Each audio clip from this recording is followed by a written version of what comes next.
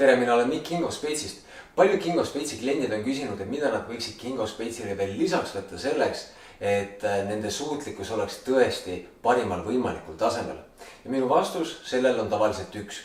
Juurde võiks võtta magneesiumi. Ma kohe hakkan näitama seda, kuidas mina endal magneesiumi ette valmistan ja seda kasutan, aga enne veel, miks magneesium?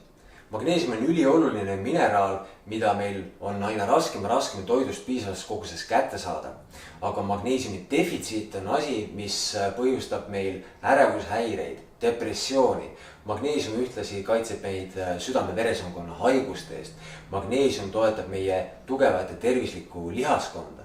Nii et kui me oleme magneesiumi defitsiidis, siis see selgelt ei ole optimaalne seisund, kus olla. Magneesiumi defitsiitiga oleneb paljuski sellest, kas sa oled sportlik inimene või sa oled istuva eluviisiga inimene. Lisaks sellele, et kui sa oled sportlik inimene, su magneesiumi vajadus on niikuinii suurem, aga isegi siis, kui sa ei ole magneesiumi defitsiidis, siis lisamagneesiumi võtmine võib parandada sinu sportlikke tulemusi, eriti siis, kui sa oled mõne vastupidavusala harrastaja, näiteks jooksja või jalgrattur. Ma ise soovitan seda, et sa võiksid lisaks sellele, mida sa saad toidust, juurde võtta umbes 300 milligrammi element magneesiumi või siis puhast magneesiumi. Üheks võimaluseks on minna ja osta magneesiumi tabletid. Seal on aga see probleem, et magneesium ärritab seedelundkonda, ta võib põhjustada kõhulahtisust. Lisaks tema omastatavus tableti kujul ei ole kuigi hea. Ühtlasi erinevad magneesiumi tabletid, erinevad brändid kasutavad erinevaid magneesiumi ühendeid. Osad magneesiumi ühendeid imenduvad paremini, osad kehvemini, nii et sa tegelikult päeva lõpus ei tea, kui palju sa endale magneesiumi sisse sõid. Teiseks ja minu meelest palju paremaks võimaluseks on kasutada magneesiumõli. Ma ise hakkan kohe seda magneesiumõli siin tegema.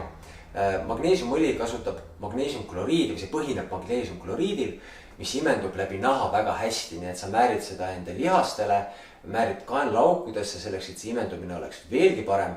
Ja kuna ta jääb seedetraktist puutumata, siis ta ei põhjusta sul seedetrakti ärritust ja sa saad maksimaalse kasu sellest magneesiumkloriidist kätte. Loomulikult sa võid minna ja osta apteegist magneesiumõli, aga kuna seda on nii lihtne teha ja ma ise tavaliselt teen natuke kangema tooniku kui see, mis poelettidel müügil on, siis praegu ma näitan sulle seda, kuidas mina seda teen. Selleks on vaja magneesiumkloriidi selliseid helbeid, siis on vaja destilleeritud vett, see näeb küll atsetooni moodi välja, aga seda saab igast apteegist vabalt. Ja siis on vaja lihtsalt pudelid, kuhu me pärast selle magneesiumili sisse paneme, sihukese pritsungiga. Ma olen juba ise välja kallanud destilleeritud vee ja vajaliku koguse magneesiumi helbeid. Need on täpselt võrdses koguses. Kui sa teed 50-50 lahuse, siis sa võid eeldada, et 1 milliliiter seda lahust annab sulle umbes 120 milligrammi element magneesiumi. Hakkamegi pihta, kuna ei ole mitte midagi lihtsamat. Kõigepealt ajame vee keema.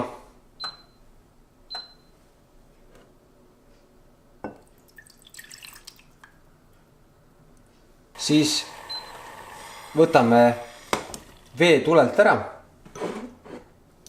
Kallame sisse magneesiumi helbed ja segame, kuniks magneesiumi helbed on täielikult selles vees lahustunud. See võtab aega umbes 20-30 sekundit ja tundub, et mul ongi see asi juba õnnestunud. Ja nüüd jätame selle täielikult jahtuma. Aega on läinud ainult mõni minut. Mikstuur ehk et magneesiumõli on juba jahtunud ja nüüd ma kallan ta siia pudelisse kasutades kastmekannu. Minu majapidamises lehtrit ei ole, kui sinu majapidamises on, siis saad loomulikult lehtrit kasutada.